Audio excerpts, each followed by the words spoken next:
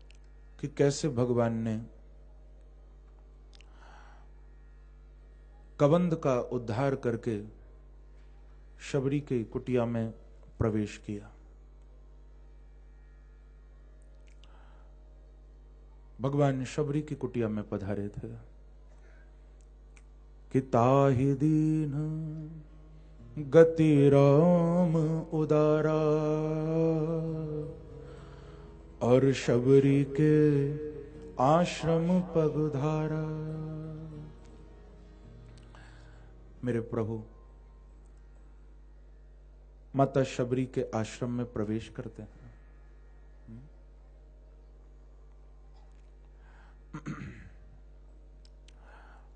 शबरी के आश्रम पगधारा,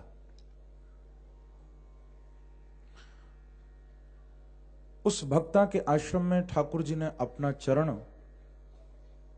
रखा, यानी प्रवेश किया। और प्रवेश जैसे ही प्रभु का हुआ, मैया की खुशी का ठिकाना नहीं रहा। बड़ी प्रसन्न हुई है,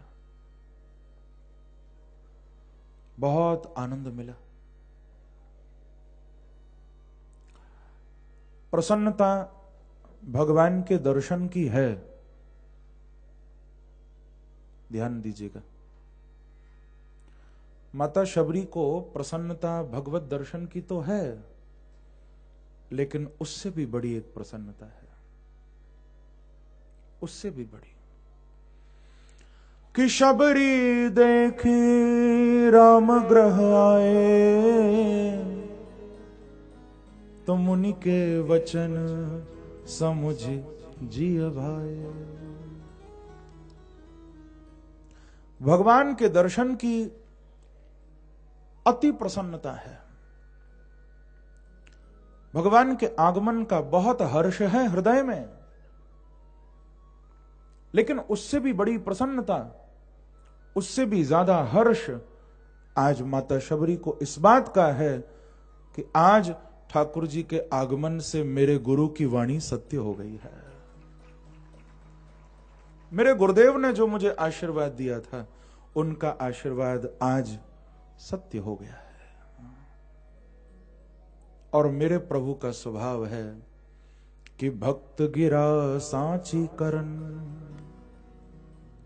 ये ठाकुर जी का स्वभाव है। भगवान हमेशा भक्त की बात को सत्य कर देते हैं। कई बार आप लोगों ने देखा होगा, हम अपने जीवन में अनुभव करते हैं, हम लोग इस प्रकार की चर्चा करते हैं, इस प्रकार की बातें करते हैं कि महाराज हम फलाने संत के पास गए, उन्होंने हमसे ये कहा और उनकी बात सच्ची हो गई। फलाने संत ने हमको ऐसा आशीर्वाद दिया और वो बात सच्ची हो गई। उस महात्मा की कृपा से हमारे साथ ऐसा हो गया। बताओ ये होता है या नहीं होता? कई बार होता है। और हम लोग उस संत के लिए बड़ा आदर का भाव अपने हृदय में ले आते हैं कि बड़े चमत्कारी संत हैं, बड़े पहुंचे हुए संत हैं। पर ध्यान रखना बंधु, जो चमत्कार दिखाने में विश्वास रखे वो महात्मा कैसा, जो चमत्कार दिखाए वो संत कैसा। संत न कभी चमत्कार दिखाता है और न दिखाने की इच्छा रखता है। संत तो ठाकुर जी को हृदय में रख के बात बोल देता है। अब उसकी बात को रखने के लिए चमत्कार तो ठाकुर जी दिखाते हैं, उसकी बात को सत्य करने के लिए चमत्कार परमात्मा दिखाता है। संतों का स्वभाव चमत्कार दिखाने का नहीं है। एक प्रसंग, कोई फकीर किसी गांव में गया था। लोगों ने उसको पूछा कि यदि तुम सच्चे महात्मा हो तो हमको बताओ तुमको कौन सा चमत्कार आता है? ध्यान देना, यदि आप सच्चे महात्मा हो तो तुमको कौन सा चमत्कार आता है? क्योंकि हमको तो बहुत एक से एक बड़े से बड़े गुरु मिले, बड़े से बड़े महात्मा मिले। कोई पानी पर चलना जानता है, कोई हवा में स्थिर होना जानता है। हमने बड़े बड़े महात्माओं को देखा। यदि तुम महात्मा हो तो बताओ कौन सा चमत्कार तुम्हारे पास है? तो उस फकीर ने बहुत कमाल का जवाब दिया। उस फकीर ने कहा कि भैया, आपके जीवन में जो महात्मा आए होंगे, आपके जीवन में जो गुरु आए होंगे, उन्होंने माना कि आपको चमत्कार दिखाया होगा। किसी ने पानी पर चलकर दिखाया होगा, किसी ने हवा में स्थिर होकर दिखाया होगा, किसी ने आपके जीवन में कोई वस्तु जो नहीं थी लाकर आपको दे दी होगी। बहुत चमत्कार दिखाए होंगे, लेकिन मेरे गुरु ने मुझे एक बहुत बड़ा चमत्कार दिखाया और वो इन सब चमत्कारों से ऊपर है। बोले कौन सा चमत्कार? तो उस फकीर ने कहा कि मेरे गुरु ने मेरे जीवन में मुझे परम संतोष प्रदान कर दिया है और इससे बड़ा कोई चमत्कार नहीं हो सकता। मेरे गुरुदेव की कृपा से मेरे जीवन में संतोष आ गया है। मेरे गुरुदेव की कृपा से मेरे जीवन में शांति आ गई है। बंधुओं, आप लोग ध्यान रखना, चमत्कार दिखाना तो ठाकुर जी का काम है। हम लोग भजन भी इसलिए करते हैं कोई चमत्कार दिखाई दे, माला भी इसलिए उठाते हैं, भजन भी इसलिए करते हैं कोई चमत्कार दिखाई दे। बस भगवान है तो थोड़ा चमत्कार दिखाएं, हमको बताएं कि हां मैं हूं, इसलिए लोग माला उठाते हैं। लेकिन मेरे पूज्य गुरुदेव कहा करते हैं कि यदि आपने भजन करने के लिए हाथ में माला उठा ली है तो समझ लेना कि फिर इससे बड़ा कोई चमत्कार नहीं हो सकता है। माला उठाने के बाद तुम सोचो कि चमत्कार दिखाई दे, बड़ा मुश्किल है। हां, माला उठा ली है तो समझ लेना चमत्कार हो गया है, हो गया। ये चमत्कार ही तो है। तो आज जब देखा कि शबरी देखी राम ग्रह आए, तो मुनि के वचन समुझ जी भाए। आज जब भगवान को देखा है, बड़ा संतोष मिला कि मेरे गुरु की वाणी सत्य हो गई। मेरे गुरु ने जो कहा था आज पूरा हो गया। वो बड़ा आनंद है। और कल भी मैंने संकेत किया था आपको कि शबरी जी ने भगवान का बहुत इंतजार किया। भगवान कोई ऐसे ही नहीं मिल गए, बहुत इंतजार हुआ। हम लोग भगवान को पाना तो चाहते हैं पर इंतजार बिल्कुल भी नहीं करते। पाना तो खूब जाते हैं भगवान को, पर इंतजार नहीं कर पाते। न तो हृदय में लगन होती है, न भाव होता है, और फिर हम कहते हैं कि भगवान आते नहीं हैं। पहले हम इस बात पर विचार करें कि क्या हमने भगवान को बुलाने के लिए कोई तैयारी की? क्या हमारी ओर से कोई तैयारी हुई? सच्ची बात तो यह है कि हम बुलाना ही नहीं चाहते प्रभु को। कभी हृदय से ये भाव उठा कि भगवान आए? प्रेम से कहो श्री राधे। कभी दिल से ये भाव नहीं उठा कि भगवान आए?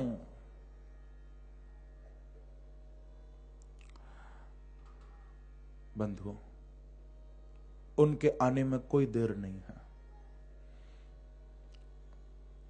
और कमाल की बात तो यह है कि वो तो रोज ही आ रहे हैं।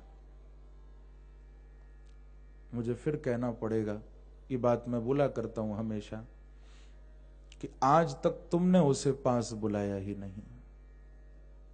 जिसको पाना ही था मकसद, उसे पाया ही नहीं। आज तक तुमने उसे पास बुलाया ही नहीं।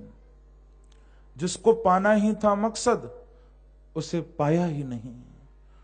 रोज आता है तेरे दिल पे वो दस्तक देने, रोज आता है तेरे दिल पे वो दस्तक देने, फिर भी दिलवर को तूने दिल में बसाया ही नहीं। प्रेम से कहो श्री राधे। ठाकुर जी तो रोज आते हैं, हमने कभी उनके लिए दरवाजा खोला ही नहीं हृदय का। हमने कभी अपने हृदय में ऐसी लगन नहीं जगाई, और लगन जगाई तो उसमें अगन नहीं आई, तो कहां से ठाकुर जी आएंगे? वो रोज दरवाजा खटखटा के चले जाते हैं वापस। लेकिन ये शबरी की लगन थी जो प्रभु आ गए। और आपको बताऊं बंधुओं, मेरे प्रभु जो राजमहल छोड़कर आए हैं, किस लिए छोड़ा है? लोग कहते हैं कि असुरों को मारने के लिए, कुछ लोग कहते हैं रावण का उद्धार करने के लिए, कुछ कहते हैं संत महात्माओं से मिलने के लिए। सब बातें झूठी हैं, सारी बातें झूठी हैं। अरे यदि रावण को मारना था, असुरों को मारना था, तो जरा मुझे बताओ,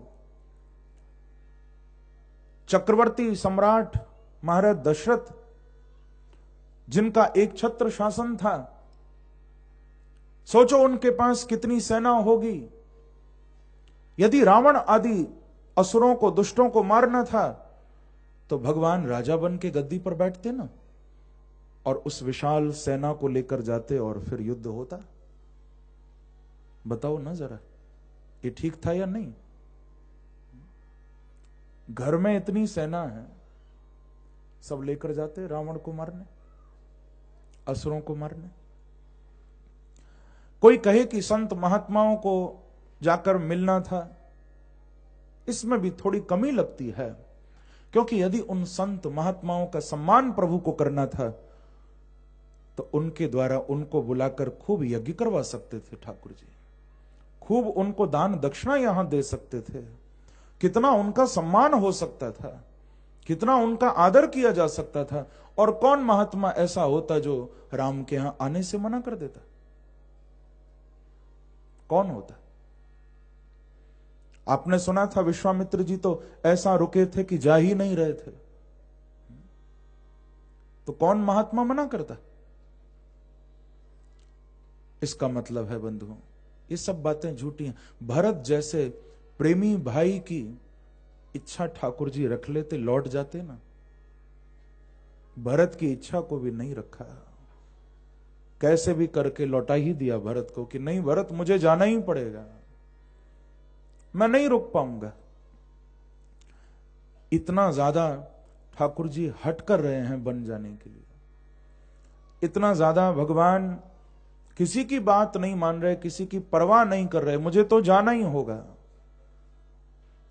केवल एक ही कारण है बंधुओं, संतों ने बताया कि यदि मारना था रावण को तो सेना लेकर जाते, सम्मान यदि करना था संतों का तो उनको महलों में बुलाते, कि दशकंद के कार मारन को चतुरानन, भक्त मति नृपताहु दिखासी, ऋषियों मुनि के सत्कारण को, बहु यज्ञ विधान होते सुख राशि, मन राखते बंधु भरत कौर, घरे फिर जाते प्रजा के उपासी। लेकिन नहीं गए, क्योंकि शबरी बनवासिनी होती न जो, प्रभु राम भी न बनते बनवासी। यदि शबरी बनवासी न होती तो मेरे राम भी बनवासी नहीं बनते। ठाकुर जी कहते हैं कि मैं महलों में रहकर सब कुछ कर सकता हूं, लेकिन यहां रहकर शबरी पर कृपा नहीं कर सकता, क्योंकि शबरी महलों में आने वाली नहीं है, वो यहां तक नहीं आएगी मिलने के लिए। उस पर कृपा करने के लिए तो मुझे स्वयं चलकर ही जाना पड़ेगा वहां तक। उस पर कृपा करने के लिए मुझे ही जाना पड़ेगा वहां तक। और बंधुओं, भक्ति का यही तो मजा है, भक्ति का यही तो आनंद है। भक्ति में और ज्ञान में इतना ही अंतर होता है। मैं कहा करता हूं, ज्ञानी को भगवान तक पहुंचना पड़ता है, ज्ञानी को भगवान के लिए भागना पड़ता है, भगवान तक पहुंचना पड़ता है, लेकिन प्रेमी को, भक्त को भगवान तक नहीं, भगवान को भक्त तक आना पड़ता है। भगवान को अपने प्रेमी दास तक आना पड़ता है। बोलो भक्त वत्सल भगवान की जय। तो आनंद आया। ठाकुर जी कुटिया में बैठे हैं शबरी की, और शबरी उनको खूब निहार रही है। गोस्वामी जी कहते हैं कि श्याम गौर सुंदर दो भाई, शबरी परी चरण लपटाई। शबरी चरणों से लिपट गई है ठाकुर जी के। लपटाई शब्द बड़ा प्यारा है गोस्वामी जी का। चरणों में वंदन नहीं किया शबरी ने, चरणों का स्पर्श नहीं किया शबरी ने। माता शबरी तो लिपट गई है, चरणों से लिपट गई है। ऐसा लगने लगा मानो किसी जन्म जन्म के निर्धन को कोई अनमोल धन मिल गया हो, जन्म जन्म के अभागे का मानो सौभाग्य जागृत हो गया हो।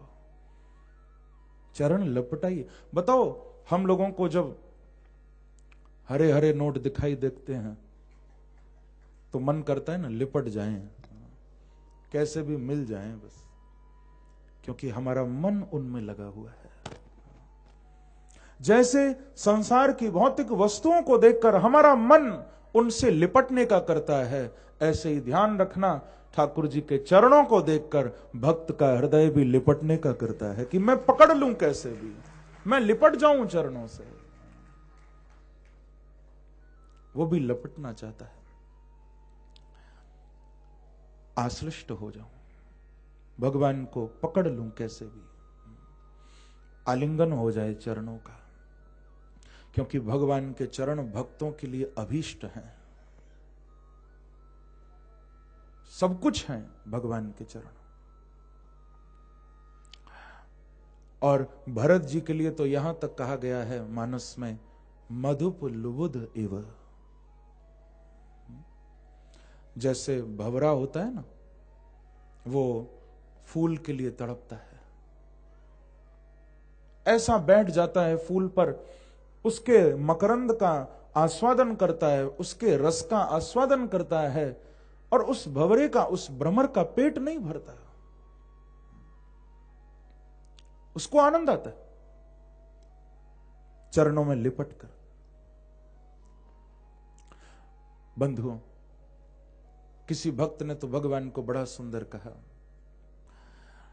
बोले प्रभु मेरा मन रूपी भंवरा यदि कभी आपके चरणों में आए, क्योंकि आपके चरण कमल है ना, और भंवरा तो कमल को चाहता है, तो कभी मेरा मन यदि आपके चरणों में आए तो भगवान एक काम कर देना बस। क्या? आप अपनी दाईं आंख से अपने चरणों को देख लेना। यदि मेरा मन रूपी भंवरा कभी आपके चरण रूपी कमल पर आकर बैठ जाए तो आप अपनी दाईं आंख से अपने चरण को देख लेना, क्योंकि भगवान की दाईं आंख में चंद्रमा का वास बताया है, और चंद्रमा की चांदनी जब पड़ती है तो कमल बंद हो जाता है। ऐसे ही प्रभु मेरा मन रूपी भंवरा जब आपके चरण रूपी कमल पर आकर बैठे तो अपनी दाईं आंख से आप निहार लेना, देख लेना, क्योंकि यदि उस चंद्रमा का प्रकाश वहां पड़ जाएगा तो कमल बंद हो जाएगा और मेरा मन हमेशा के लिए आपके चरणों में कैद हो जाएगा।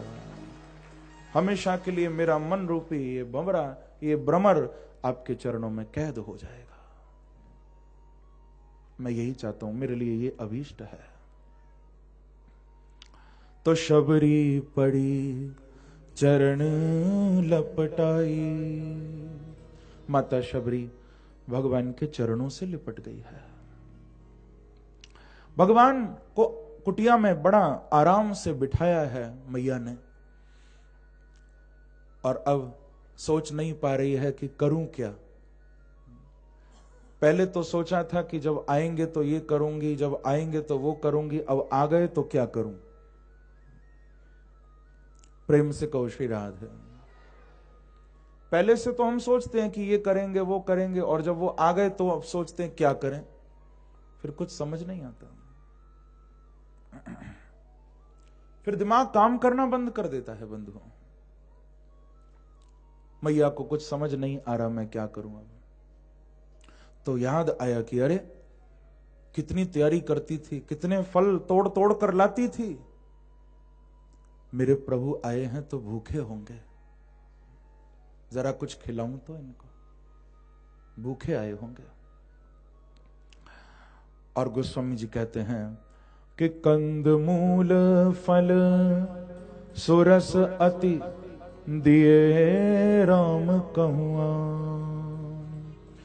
प्रेम सहित प्रभु खाए बारंबार बखा।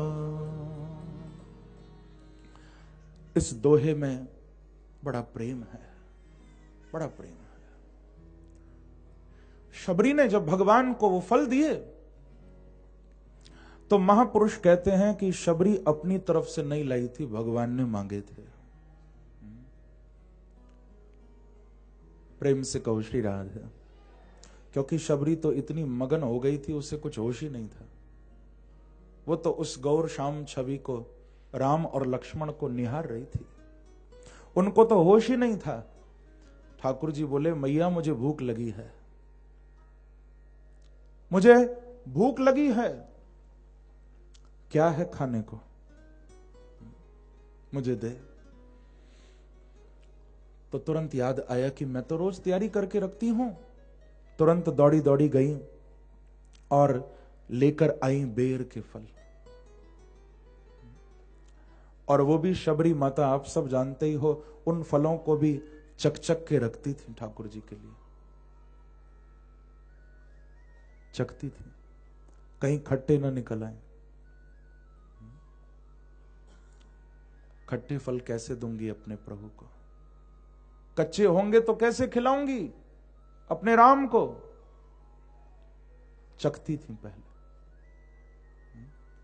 और चखकर भगवान के हाथ में देती थी, और भगवान बड़े प्रेम से खाते थे। लक्ष्मण जी ने जब देखा ये तो चख रही है, लक्ष्मण जी बोले ये कैसी अटपटी माता है, दुनिया तो इनको खिला के खाती है और ये खा के इनको खिला रही है। ठाकुर जी बोले कि लक्ष्मण, मेरी यात्रा में तुमको सारे अटपटे भक्त ही मिलेंगे, और अटपटों से ही तो मुझे प्यार है। कल केवट अटपटा मिला था ना, भगवान कहते हैं मुझे अटपटे भक्त प्यारे हैं। क्योंकि जो अटपटे होते हैं उनका भाव भी अटपटा ही होता है, और उनके भाव में एक नवीनता होती है, उनके भाव में एक नयापन होता है। उनके भाव मुरझाए हुए नहीं होते, हमारे भाव मुरझा जाते हैं, ध्यान रखना। और ठाकुर जी को तो खिला हुआ चेहरा, खिला हुआ भाव बहुत पसंद है। आज भगवान तो प्रेम से पा रहे हैं, और जब खाते हैं ना तो बीच में कभी कभी लक्ष्मण जी को भी पकड़ा देते हैं, लो लखन तुम भी खाओ, कितने मीठे फल हैं, ऐसे तो मैंने खाए नहीं, तुम भी खाओ। यहां संबोधन है, गोस्वामी जी ने कहा बारंबार बखानी, प्रेम सहित प्रभु खाए बारंबार बखानी। भगवान ने खाया तो पहले भी है बहुत। आप सुनते आ रहे हो, जिस संत के आश्रम में जाते हैं वहीं ठाकुर जी फल खाते हैं, हर जगह खाए हैं, लेकिन खाने के बाद बखान कहीं नहीं किया है। लेकिन यहां खाए भी हैं और उस प्रेम भरे हुए जो बेर के फल हैं, उस शबरी का जो भोग है, ठाकुर जी ने पाया भी है और उसकी प्रशंसा भी की है, बार बार, एक बार नहीं, बारंबार बखान। ये महिमा है भक्त की। खा रहे हैं और बखान भी रहे हैं। वाह, लक्ष्मण बहुत मीठे हैं, भैया तुम भी खाओ। लो, लक्ष्मण को देते हैं। लखनलाल जी, अब भगवान ने दिए हैं तो कैसे मना करें। तो लखन उन फलों को अपने मुख तक ले जाते हैं, लेकिन मालूम है ना ये तो झूठे हैं, तो मुंह तक ले आते हैं और फिर पीछे फेंक देते हैं। प्रेम से कहो श्री राधे, मुख तक तो लाते हैं लेकिन फिर पीछे डाल देते हैं, खाते नहीं। लक्ष्मण जी ने नहीं खाए, लेकिन भगवान ने एक भी फल नहीं छोड़ा। जितने भी माता तोड़कर लाई थी, जितने भी रखे थे, सब ठाकुर जी ने पा लिए।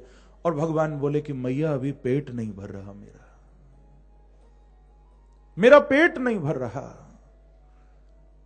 माता जी बोली कि प्रभु अब आज जितने लाई थी वो तो खत्म हो गए। हां, कल के हैं, जो कल तोड़े थे वो तो रोज ही तोड़ती थी, जो कल आपके लिए तोड़े थे वो हैं। भगवान बोले वही लेकर आना जल्दी, वही खाऊंगा, जल्दी ला। मैया वो लेकर आई जो कल तोड़कर रखे थे, और फिर चक कर ठाकुर जी को खिलाने लगी। भगवान फिर पाते हैं और लक्ष्मण को कहते हैं कि लक्ष्मण, ये तो उनसे भी ज्यादा स्वादिष्ट हैं जो पहले खाए थे, ये तो और भी मीठे हैं। बारंबार बखान, ये और ज्यादा रसीले। प्रभु ने बहुत पाया प्रसाद। और प्रसंग तो ऐसा भी आता है बंधुओं, जब भगवान 14 वर्ष के बाद जब लौटे थे वापस, पूरा वनवास व्यतीत करके, और महलों में जब भगवान के सामने माता कौशल्या जी ने अपने हाथों से सुंदर 56 भोग बनाकर जब थाल अपने हाथों से रखा था मां ने, तो उस 56 भोग को देखकर मेरे प्रभु रो पड़े थे, रो पड़े थे। मैया कौशल्या बोली थी कि भगवान, इतने दिनों बाद आप आज अपने महलों का भोजन कर रहे हो, और मैं आपको अच्छी तरह जानती हूं आप कौन हो। आपका स्वरूप मेरे से छुपा हुआ नहीं है। कहीं ऐसा तो नहीं कि आप ये 56 भोग देखकर रो रहे हो कि इतने दिन बाद खाने को मिल रहा है। आप परमात्मा हो, और मैं जानती हूं कि आप भोजन के लिए नहीं रो सकते कभी, मुझे मालूम है। इतने दिनों बाद ये घर का, भवन का भोजन मिल रहा है, ये देखकर आप नहीं रो सकते हो, तो फिर क्यों रो रहे हो हे राघव, क्या कारण है। तो भगवान ने रोते हुए उस समय यही कहा था कि मां, ये 56 भोग मेरे सामने रखे गए, इतने दिन बाद आज मैं खाऊंगा पाऊंगा, इसलिए नहीं रो रहा हूं। सच तो यह है कि आज इस भोजन को देखकर मुझे शबरी माता के बेरों की याद आ रही है, मुझे शबरी के बेर याद आ रहे हैं।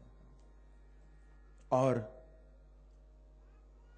जो स्वाद मुझे आज तक कहीं नहीं मिला, वो स्वाद शबरी के बेरों में मुझे मिला था, इसलिए रो रहा हूं।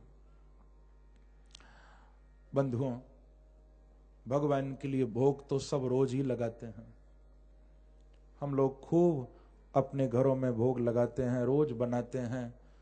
और हमारे वृंदावन में तो बांके बिहारी जी को नित्य प्रति 56 भोग लगता है। हमारे बिहारी जी के मंदिर में एक एक दिन में 10-10 56 भोग होते हैं, एक एक दिन में भक्त लगाते हैं। तो खूब ठाकुर जी को भोग लगता है, लेकिन भगवान कहते हैं कि मुझे तृप्ति तो 2 बार ही मिली है, 2 बार। कि 7 द्वीप 9 खंड में सदा होत जोनार। सातों द्वीप नवों खंडों में खूब जोनार होती है, यानी खूब मुझे भोग लगाया जाता है कि सात द्वीप नौ खंड में सदा होत जोनार। लेकिन भगवान कहते हैं कि कै शबरी कै विदुर घर मैं तृप्त भयो दो बार। भोग तो खूब लगता है मुझे, लेकिन तृप्ति तो दो बार ही मिली है। या तो अपने परम भक्त विदुर जी की कुटिया में विदुरानी के हाथों से केले के छिलके खाकर, और या फिर माता शबरी के झूठे बेर खाकर। दो बार ही मुझे तृप्ति मिली है। और इस कलिकाल में भी ठाकुर जी को तृप्ति मिली कब? बोले कर्माबाई की खिचड़ी खाकर। वहां भी बड़े तृप्त हुए, बहुत तृप्त हुए।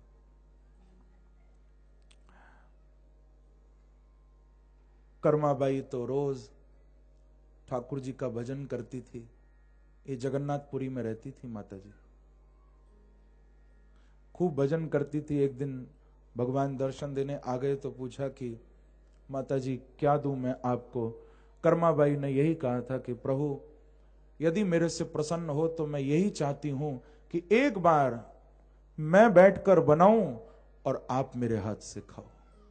मुझे सारे भजन का यही फल चाहिए कि मैं बनाऊं और आप खाओ। भगवान बोले कि मैया मैं यहीं बैठा हूं, तू बना आराम से, मैं खा के ही जाऊंगा। कर्माबाई ने खिचड़ी बनाई थी, भगवान को भोग लगाया। भगवान ने जब उस खिचड़ी को खाया बंधुओं, तो ठाकुर जी बोले कि मैया अब तूने जो मांगा मैंने दे दिया, अब जो मैं मांगूंगा क्या मुझे देगी?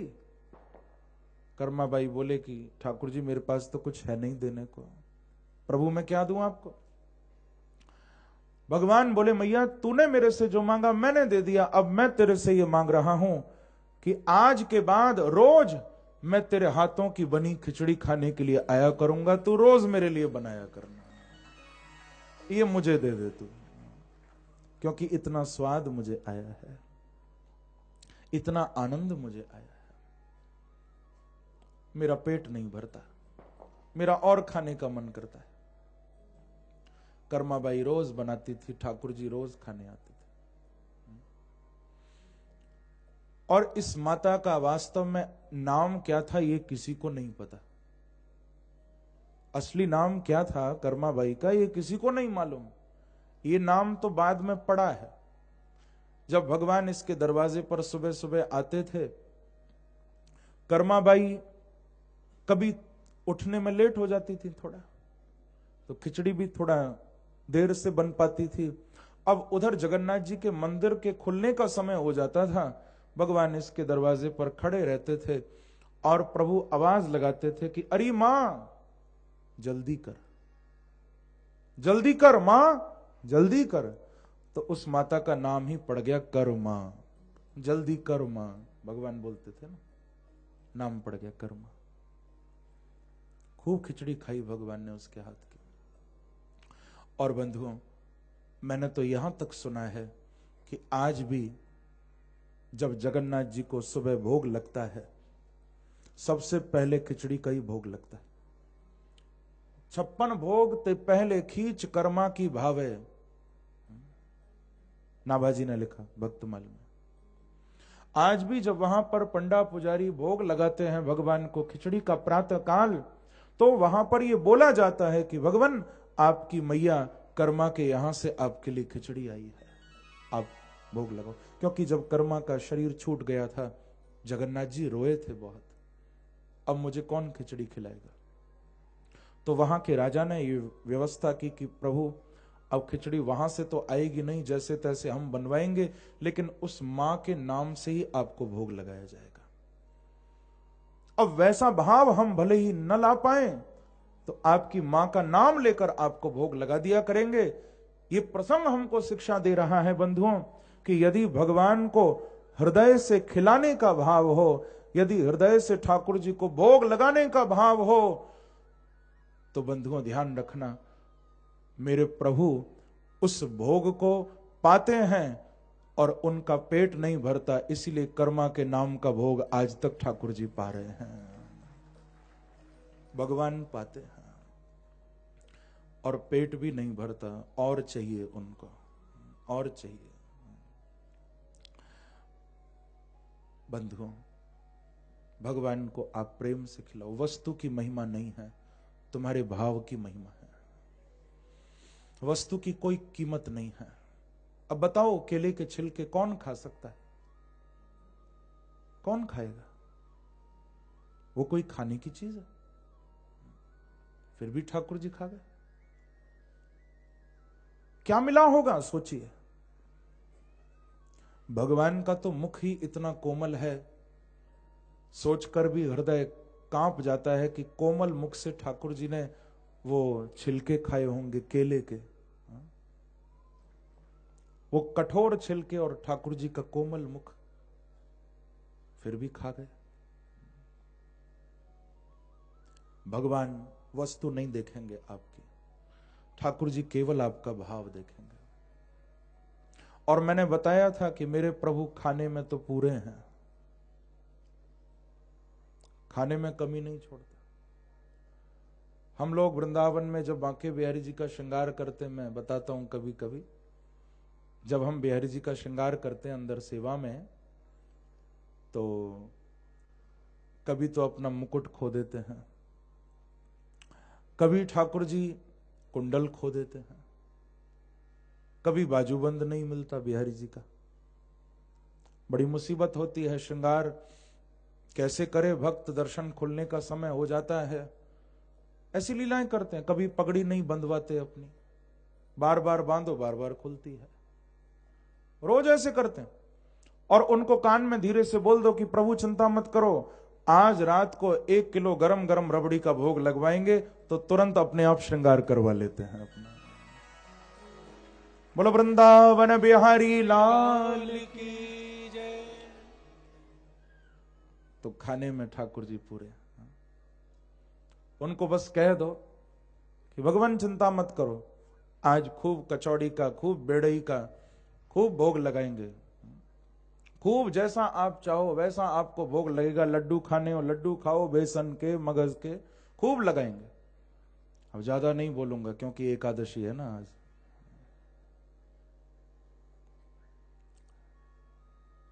बहुत आनंद आता है मेरे प्रभु को, बहुत आनंद। आज मैया के हाथों से खूब ठाकुर जी ने प्रसाद पाया। अब प्रसंग तो बड़ा गंभीर है ये, लेकिन आज शाम की ओर भी हमको आगे बढ़ना है। बहुत सारे प्रसंग हैं। गोस्वामी जी महाराज कहते हैं, शबरी भगवान की प्रार्थना कर रही है कि कहीं विधि स्तुति करो तुम्हारी, कहीं विधि स्तुति करो तुम्हारी, कहीं विधि स्तुति करो तुम्हारी। सभी गाना इन पंक्तियों को। स्तुति करो तुम्हारी, अधम जाति में जड़मति भारी, अधम जाति में जड़मति भारी, अधम ते अधम अधम अति नारी, अधम ते अधम अधम अति नारी, अधम ते अधम अधम अति नारी, अधम ते अधम अधम अति नारी, तीन माह में मति मंद अघारी, तीन माह में मति मंद अघारी, हो कही विधि स्तुति करो तुम्हारी, विधि स्तुति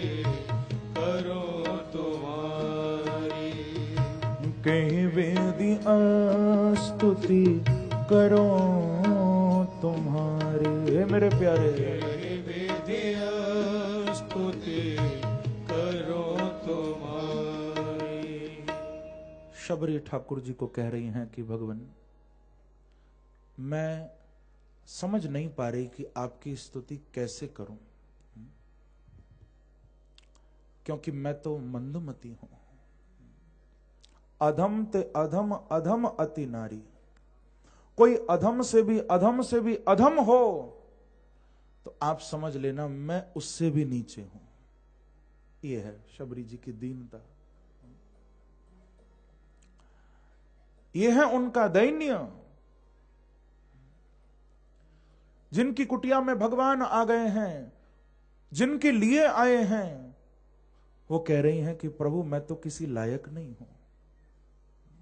और हम लोग यदि एक माला भी ज्यादा कर लेते हैं तो हमको लगता है हमने भगवान पे बहुत बड़ी कृपा कर दी, जैसे हमने भगवान को न जाने क्या दे दिया। शबरी कह रही है प्रभु मैं तो कुछ भी नहीं हूं। इस वृद्ध माता पर न जाने आप कैसे कृपा करने आ गए। मैं तो इस लायक नहीं थी प्रभु कि आप मेरे ऊपर कृपा करने आओ। मुझे तो अंदर से ऐसा ही लग रहा है कि आप मेरे कारण नहीं आए हो भगवान, आप मेरे जैसी मंदबुद्धि पर कृपा करने नहीं आए हो, आप केवल मेरी गुरु की वाणी को सत्य करने आए हो। बस मुझे बार बार यही लग रहा है, मैं उस लायक नहीं हूं, फिर भी मेरे गुरु तो महापुरुष थे, उन्होंने बोल दिया था तो आपको आना पड़ गया। अब मैं क्या स्तुति गाऊं आपकी, मुझे तो कुछ आता नहीं। भगवान के शब्द यहां पर जो ठाकुर जी अब बोलने जा रहे हैं ना, ये शब्द आप हृदय में बसा लेना। भगवान ने शबरी की बात का जवाब दे दिया यहां। ये चौपाई याद कर लेना आप सब। भगवान कहते हैं मैया चाहे तो कुछ भी नहीं है, तू कहती है तेरे पास न बुद्धि है, न शक्ति है, न भाव है, न भक्ति है, लेकिन मैं जानता हूं तेरे पास क्या है। तुझे चाहे नहीं पता, मुझे मालूम है। भगवान कह रहे हैं कि कहा रघुपति सुन भामिनी बाता, कह रघुपति सुनी भामिनी बाता, कि मानहु एक भगति करनाता।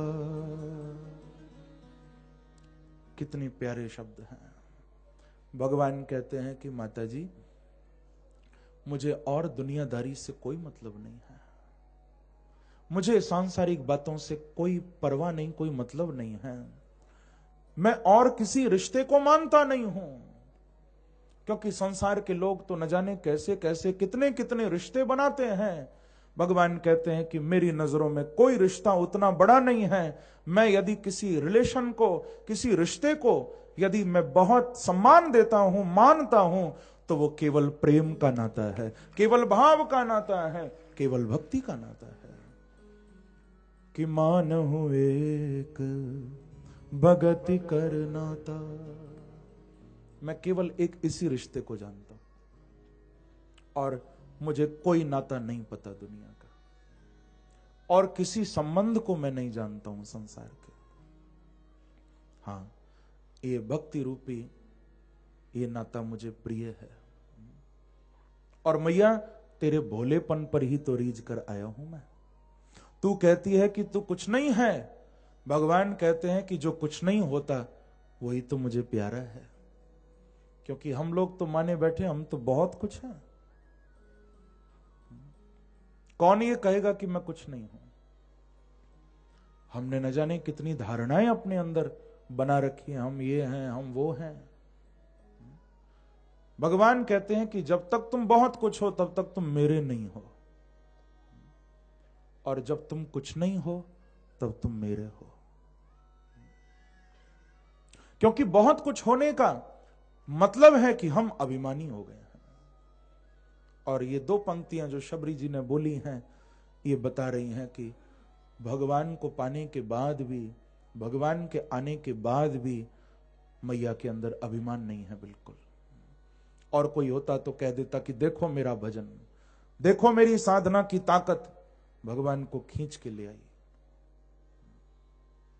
शबरी कह रही है कि प्रभु मैं इस योग्य नहीं हूं कि आप आए, फिर भी आप आए हो, ये आपकी कृपा है। ये बड़ा भावुक प्रसंग है बंधु।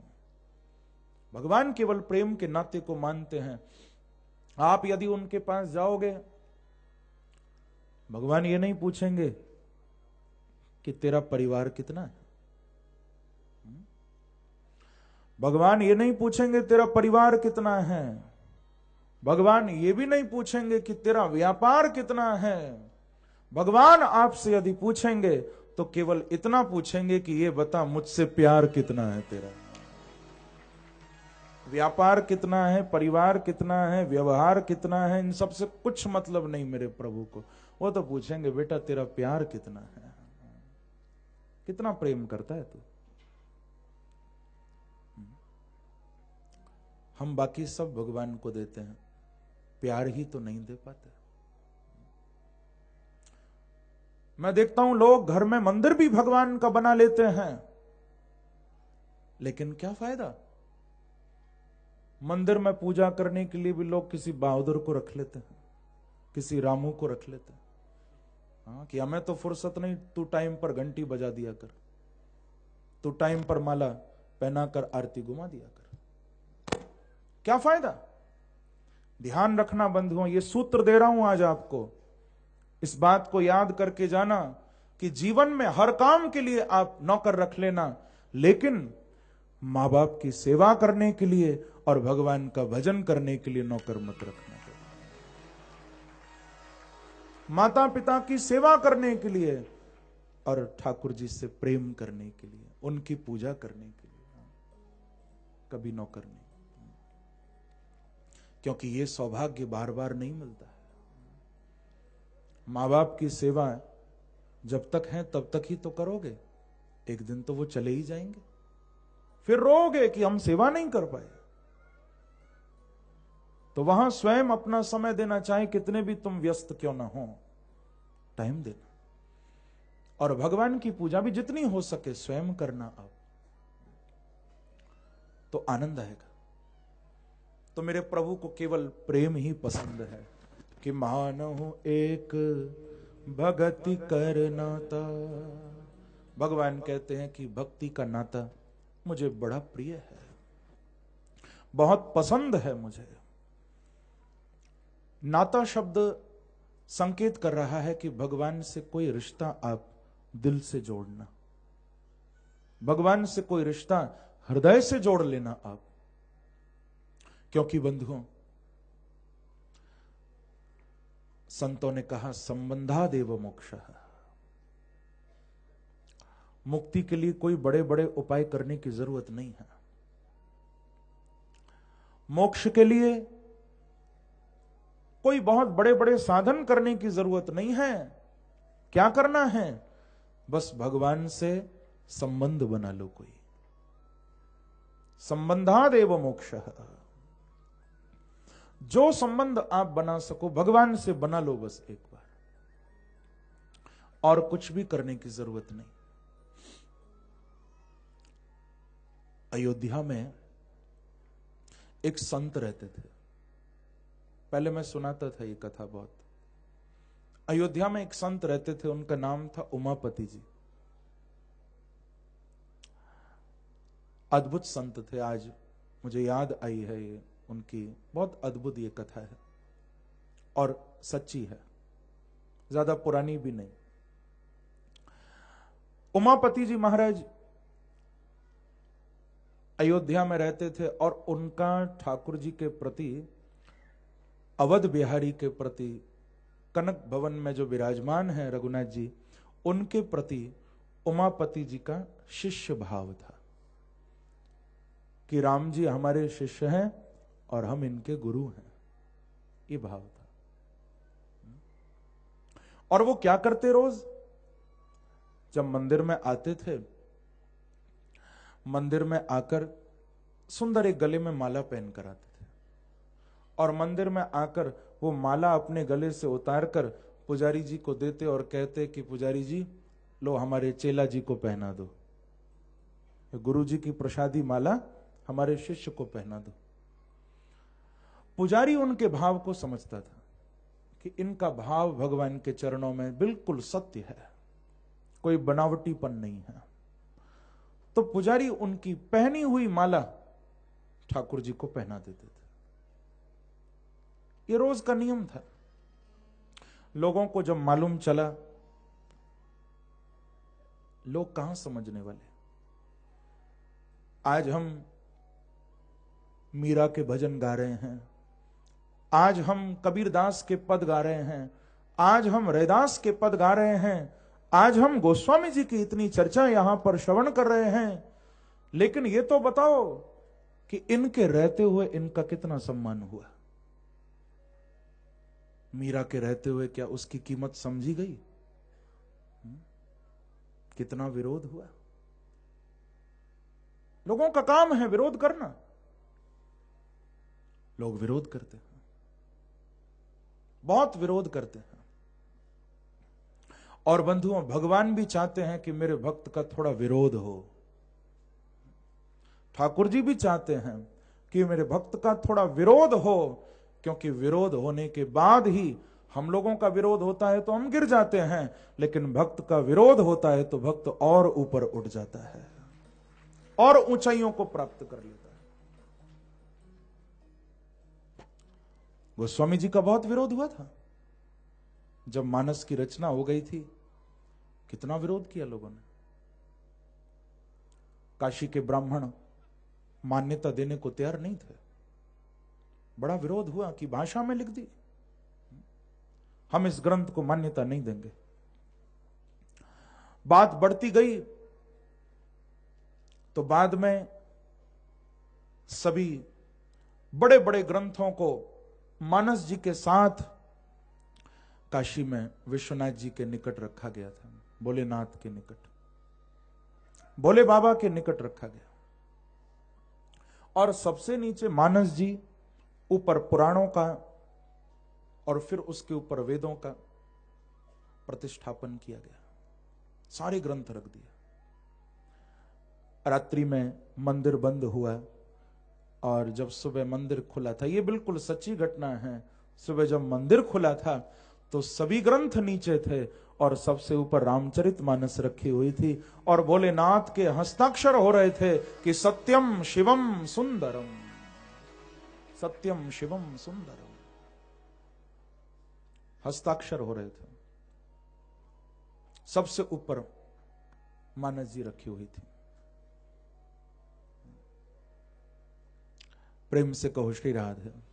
गोस्वामी जी का ग्रंथ कोई साधारण नहीं है। लोगों ने कहा भाषा में लिख दिया, संस्कृत में लिख दे। गोस्वामी जी बोले कि संस्कृत में तो इतने महान ग्रंथ पहले से रचे जा चुके हैं, मैं लिख देता तो क्या हो जाता। मैंने तो ये रचना इसलिए की है ताकि वो जो महान वाणियां संस्कृत की जिनमें ज्ञान भरा पड़ा है, मैं ये चाहता था कि वो गूढ़ रहस्य जन साधारण तक पहुंच जाए। लोगों ने कहा कि भाषा तो शाखा है। वो स्वामी जी ने जवाब दिया कि भाषा शाखा है सही, सुरवाणी है मूल, लेकिन मूल रहत है धूल में और शाखा पे फल फूल। शाखा को कम मत समझना। वृक्ष का मूल धूल में होता है और फल फूल शाखा पर ही लगते हैं। गोस्वामी जी कहते हैं कि मेरा ग्रंथ भले ही शाखा है, लेकिन ध्यान रखना भक्ति का और ज्ञान का फल और फूल इस ग्रंथ पर ही लगता है। जिसको चाहे वो खाओ, आनंद लो। प्रेम से कहो श्री राधे। तो बंधुओं, कहने का अभिप्राय, मैं निवेदन कर रहा था कि संतों का विरोध होता है। लोगों को बात मालूम चली, उमापति जी का भी बड़ा विरोध हुआ, बहुत विरोध। लोगों ने कहा कि आज के बाद इनकी पहनाई हुई उत्तरी माला भगवान को धारण नहीं कराई जाएगी। ये तो अनीति है, ये धर्म विरुद्ध आचरण है। अपनी झूठी माला भगवान को पहनाते हैं। अगले दिन उमापति जी जब आए, गले की माला उतार कर देने लगे, पुजारी ने मना कर दिया। बोले महाराज देखो सारा समाज खड़ा है और सब यही देखने के लिए खड़े हैं कि आज मैं पहनाऊंगा या नहीं, और यदि मैंने पहना दी तो कोई छोड़ेगा नहीं, आपको भी और मुझे भी। तो इसलिए आज के बाद ये सेवा हम नहीं कर पाएंगे। हां, आपको लाना हो तो दूसरी नई माला ले आओ, हम अभी ठाकुर जी बैठे, मैं पहना देता हूं, पर अब आपकी उतरी हुई माला नहीं पहना पाऊंगा। ये बात कही।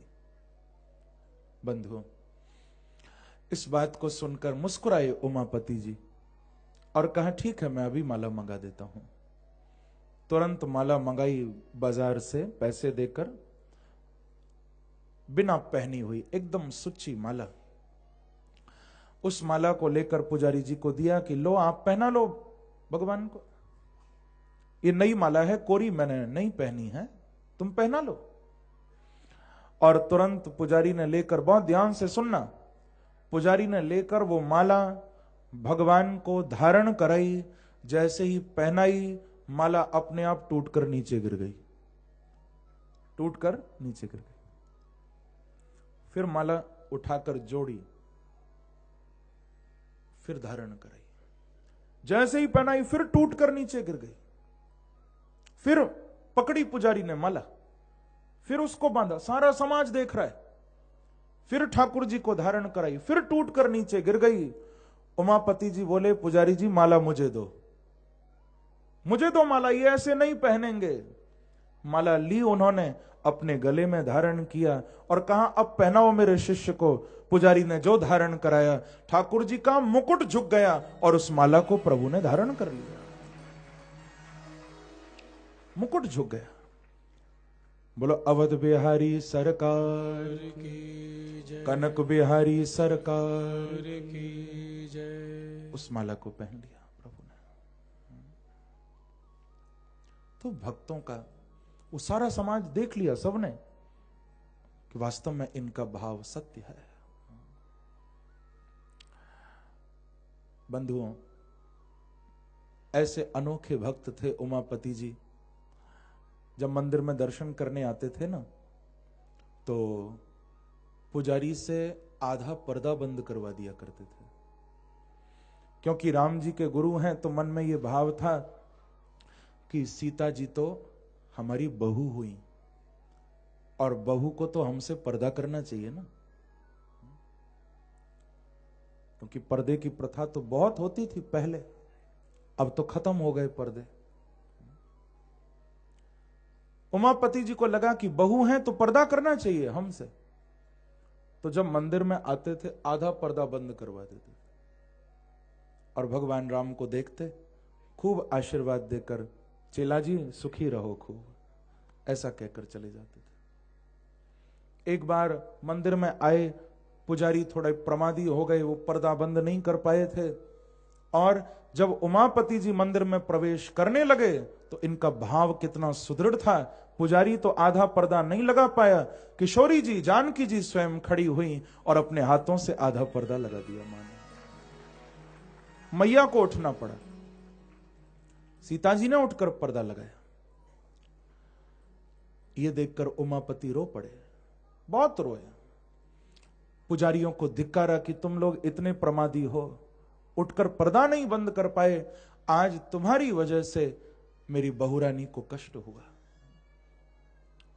जिनको कौशल्या ने सुनाया था ना मैंने, धरती पर पैर भी नहीं रखने देती थी माता कौशल्या जिनको, ऐसी मेरी बहुरानी, आज तुम्हारी वजह से उनको उठना पड़ा। आज से मैं नियम लेता हूं कि अब चेला जी को दर्शन यदि देना है, यदि करना है तो खुद आया करेंगे मेरे पास, अब मैं नहीं आऊंगा यहां, मेरी बहू को कष्ट हुआ है। और महाराज बंद कर दिया उस दिन से मंदिर में आना, कभी नहीं आए फिर मंदिर में। आज भी उनका स्थान है अयोध्या में, गुरु सदन नाम से बड़ा प्रसिद्ध है। राम जी के गुरु थे, गुरु सदन बड़ा प्रसिद्ध है। और ऐसी मान्यता है, भगवान जब निकलते हैं वहां से सरयू जी में स्नान करने के लिए, जब गुरुदेव का मकान, गुरुदेव का वो सदन जब आता है मार्ग में, तो ठाकुर जी आज भी वहां प्रणाम करके जाते हैं। आज भी वहां से निकलते समय भगवान का मुकुट झुक जाता है। तो मानहु एक भगति करनाता, भगवान ने कह दिया मुझे केवल भक्ति रूपी नाता प्रिय है, भक्ति के नाते से मैं प्यार करता हूं। हमारा भाव ऐसा होना चाहिए, हमारा प्रेम ऐसा होना चाहिए कि भगवान को भी नाज हो हम पर, भगवान को मानना पड़े कि हां तू मेरे से प्यार करता है। मानहूं एक भगति करनाता, हमारी उनकी मोहब्बत का कुछ और ही अंदाज है, हमारी उनकी मोहब्बत का कुछ और ही अंदाज है। हमें उन पे नाज है तो उन्हें हम पे नाज है। शबरी पर नाज है मेरे प्रभु को कि मानहु एक भगति करनाता। और भगवान ने शबरी पर कृपा करने के लिए यहां नवधा भक्ति का बड़ा अद्भुत वर्णन प्रभु ने किया है। नवधा भक्ति हमारी भागवत जी में भी आई है, अन्य ग्रंथों में भी आई है, पर यहां जो मानस में भगवान ने नवधा भक्ति का निरूपण किया है, ये भागवत से अलग है थोड़ा। अब वैसे विद्वान लोग मिला देते हैं किसी भी प्रकार से, दोनों को एक कर देते हैं, लेकिन अंतर तो है ही, अंतर है। भागवत की नवधा भक्ति अलग है, यहां अलग है। भगवान माता शबरी को कह रहे हैं कि सावधान सुनो, हे माता जी सावधान होकर आप सुनो, मैं आपको उपदेश करता हूं। बड़ी अद्भुत ये पंक्तियां हैं, आइए मेरे साथ मिलकर गाइए। भगवान उपदेश कर रहे हैं कि प्रथम भगति संतन कर संगा, प्रथम भगति संतन कर संगा, प्रथम भगति संतन कर संगा, प्रथम भगति संतन कर संगा, दूसर रति मम कथा प्रसंगा, दूसरी रति कथा प्रसंगा, हाँ दूसर रति मम कथा प्रसंगा, दूसरी रति मम कथा जाओ ओ प्रथम भगति संतन कर संगा, प्रथम भगति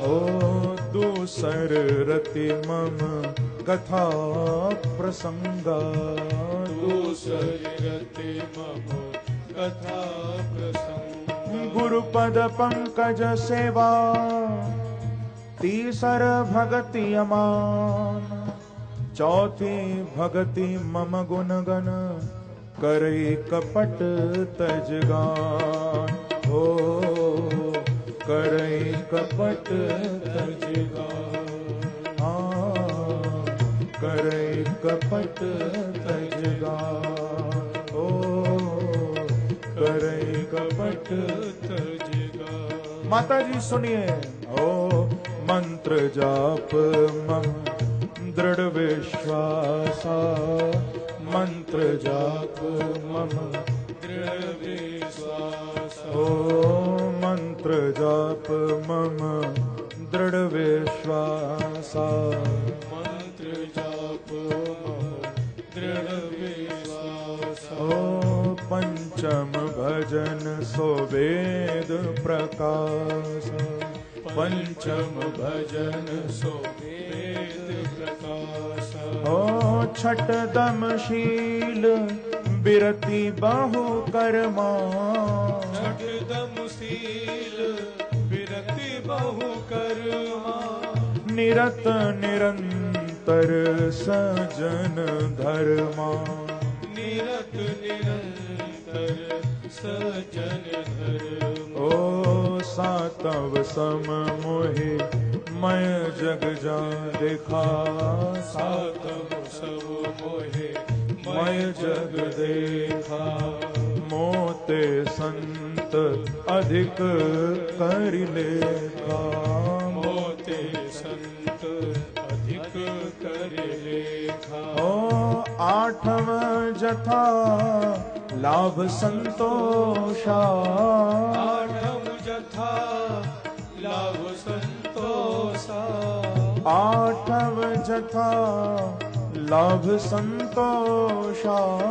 आठम जथा लाभ संतोषा। ओ सपने नहीं देखहीं पर दोष, सपने नहीं देखहीं पर दोषा।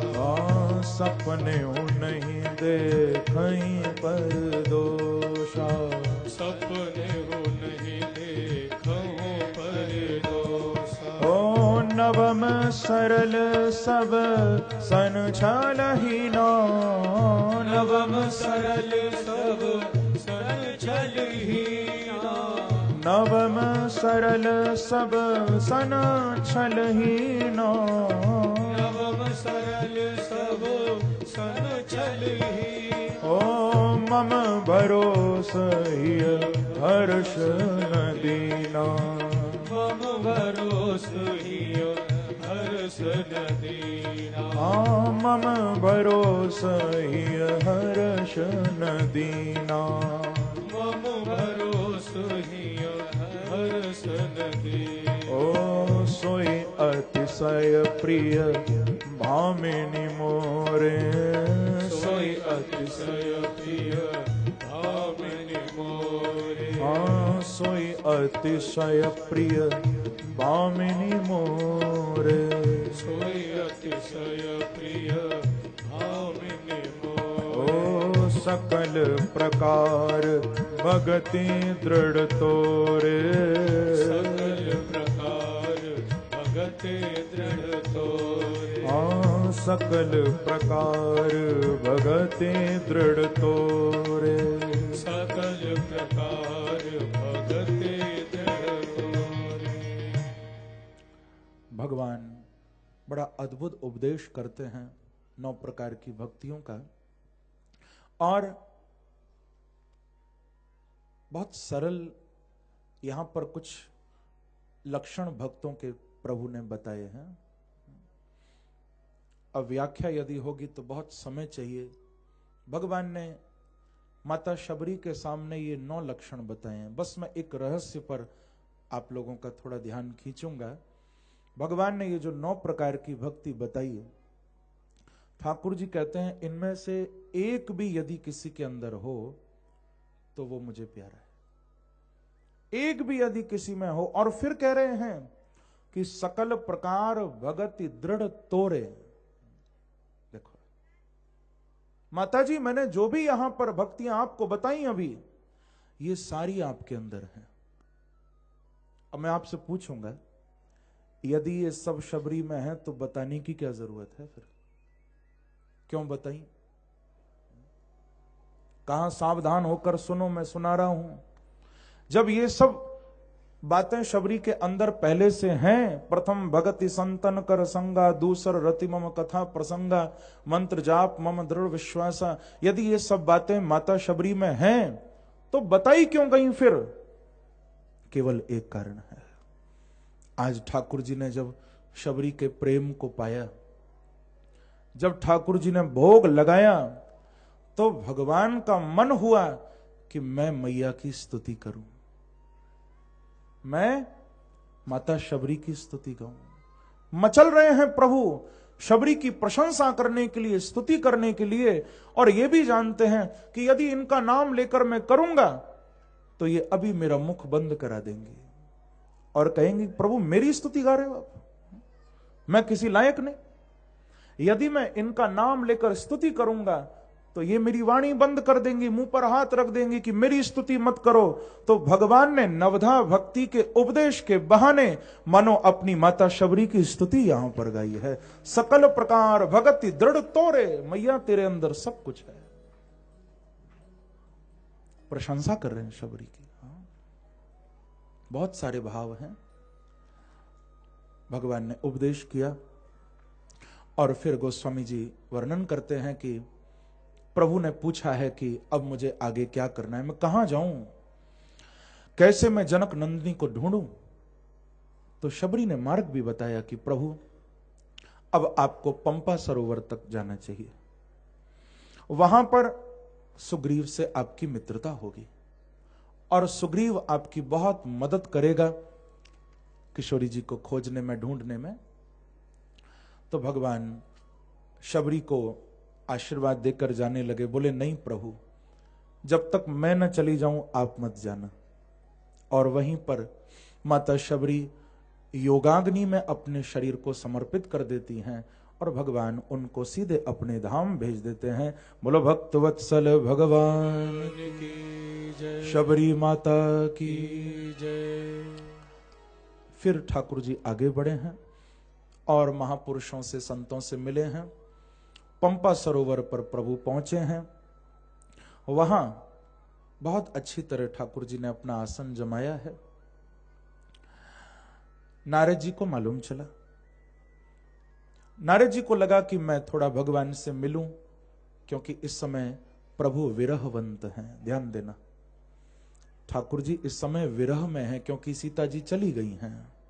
और नारद जी को यह भी मालूम है कि इसमें मेरा भी हाथ है। सुनी थी ना कथा आपने, नारद जी ने शाप दिया था कि आप स्त्री वियोग में रोगे, तड़पोगे। तो नारद जी जानते हैं इसमें मेरा हाथ है। तो क्यों ना मैं जाकर ठाकुर जी के चरणों में थोड़ा उनके दुख को बांटूं, उनसे थोड़ी बातें करूं, और कुछ नहीं तो क्षमा मांगूं कि मेरे कारण प्रभु आज इतना कष्ट उठा रहे। ये सोचकर नारद जी महाराज आए वहां और बड़ा लंबा वार्तालाप हुआ है। नारद जी ने भगवान के नाम की महिमा वहां पर बताई है। नारद जी महाराज कहते हैं कि राम सकल नामन ते अधिका, हो नाथ अग खग गण बधिका। हे प्रभु, मैं निरंतर आपका नाम गाता रहता हूं और मैं ये भी जानता हूं कि अघ रूपी पक्षियों को मारने के लिए आपका नाम सर्वोपरि है। आपके नाम से बढ़कर और कुछ भी नहीं। यदि पाप रूपी पक्षियों को मारना है तो भगवान के नाम रूपी शिकारी को अपने साथ ले लो। ये नाम रूपी शिकारी उन पाप रूपी पक्षियों को क्षण में मार देता है, तुरंत मार देता है। नाम की महिमा नारद जी ने यहां गाई। उसके बाद भगवान से एक बात पूछी है और इसको बिना कहे आगे बढ़ना ठीक नहीं होगा। बातें तो बहुत यहां पर पूछी गई, बताई गई, लेकिन एक बात बड़ी विशेष है। नारद जी ने पूछा कि प्रभु, मैं आपसे ये जानना चाहता हूं कि तब विवाह में चाहूं कि ना, प्रभु के कारण कर न दीना। हे नाथ, उस समय मैं जब विवाह करना चाहता था विश्व मोहिनी के साथ, जब मेरा पूरा मन बन चुका था कि मैं शादी करूंगा, तो आपने मुझे करने क्यों नहीं दिया? और भोलेनाथ जो करना नहीं चाहते थे, आपने जबरदस्ती उनका विवाह कराया। प्रेम से कहो श्री राधे। मैं करना चाहता था, मेरा होने नहीं दिया आपने। क्या कारण था? भगवान मुस्कुराकर बोले कि नारद जी, शादी करके देखो, मैं भी जंगल में भटक रहा हूं। क्या मेरी हालत देखकर अभी भी नहीं समझ रहे हो कि क्यों नहीं करने दिया? क्योंकि ग्रह कारज नाना जंजाला। समझो, मैं सुनाता हूं। एक व्यक्ति अपने घर से यात्रा पर निकला। उसको कहीं जाना होगा तो प्लेन में उसने अपनी टिकट बुक कराई। वो जैसे ही जा रहा था, समय पर पहुंच गया था एयरपोर्ट, तभी ऊपर से आवाज आई कि बेटा तू इस फ्लाइट में मत बैठ, क्योंकि ये उड़ेगी पर उतरेगी नहीं, इसका ऊपर ही काम हो जाएगा। वो घबरा गया, न जाने किसकी आवाज आई कानों में ऊपर से। डर के वो नहीं चढ़ा। थोड़ी देर बाद खबर मिली कि हां प्लेन चढ़ा तो पर उतर नहीं पाए, ऊपर ही क्रैश हो गया। उसने बड़ा धन्यवाद दिया कि मेरी जान बच गई। थोड़ी देर बाद उसने सोचा कि चलो अब ट्रेन से यात्रा करूं। ट्रेन में बैठने के लिए जाने लगा तो फिर ऊपर से आवाज आई कि बेटा इसमें मत चढ़, ये भी पटरी से उतरेगी। फिर घबरा गया। एक बात तो सच्ची हो चुकी है, कहीं ये भी ना हो जाए तो न चलने में ही फायदा है। नहीं गया। थोड़ी देर बाद खबर आ गई कि हां वो ट्रेन भी पटरी से उतर गई थी। थोड़ी देर बाद उसने सोचा कि चलो अब बस में यात्रा करता हूं। बस में बैठने जाने लगा, फिर आवाज आई कि बेटा इसका भी कोई भरोसा नहीं, कब दुर्घटना हो जाए, संभल के। तो उसने ऊपर देखा कि तुम बार बार मुझे सावधान करने आ रहे हो, ये तो बताओ तुम कौन हो। तो ऊपर से आवाज आई कि बेटा मैं भगवान हूं, तुझे बार बार मुसीबतों से बचाने आ रहा हूं। तो उसने जवाब दिया कि प्रभु जब आप भगवान हो, मैं प्लेन में बैठने जा रहा था, आपने बचा लिया। मैं जब ट्रेन में चढ़ने जा रहा था, आपने बचा लिया। जब बस में चढ़ने जा रहा था तो आपने बचा लिया। हर दुर्घटना से बचाया। तो ये बताओ जब घोड़ी चढ़ने जा रहा था उस समय तुम कहां पीछे रह गए थे? जब घोड़ी पर बैठने जा रहा था उस समय आप कहां रह गए थे? बोलो वृंदावन बिहारी लाल की जय। आज भगवान वही बात नारद जी को कह रहे हैं कि नारद तुम्हारा हित था उसमें। यदि तुम्हारी शादी हो जाती तो तुम पतित हो जाते, तुम्हारा भजन नष्ट हो जाता सारा, फिर तुम किसी काम के नहीं रहते। और भोलेनाथ में वो सामर्थ्य है कि वो गृहस्थ में रहते हुए भी विरक्त हैं, तो उनकी शादी में ही उनका फायदा था। और मेरा तो ये स्वभाव है, भगवान कहते हैं कि करऊं सदा तिनके रखवारी, जिम बालक राखई महतारी। भगवान कहते हैं मेरा ये स्वभाव है नारद जी, जैसे एक माता अपने बच्चे की देखभाल करती है। बहुत ध्यान से सुनिएगा। भगवान कहते हैं जैसे एक मां अपने बच्चे का कितना ख्याल रखती है, कितनी देखभाल करती है, उसी प्रकार से मैं निरंतर अपने भक्त के आगे पीछे रहता हूं। करऊं सदा तिनके रखवारी, मैं अपने भक्तों की रखवाली करता हूं, हमेशा हमेशा करता हूं, भक्तों के आगे पीछे रहता हूं हमेशा, और कभी अपने भक्त को छोड़ता नहीं हूं। भगवान ने तो यहां तक कह दिया कि भक्त हमारे पग धरे तो तहां धरूं मैं हाथ। यदि मेरा भक्त कहीं चरण रखता है तो ठाकुर जी कहते हैं उसके चरण से पहले मेरा हाथ नीचे आ जाता है। कि भक्त हमारे पग धरे तो तहां धरूं मैं हाथ, और सदा संग डोलूं फिरूं कभी न छोड़ूं।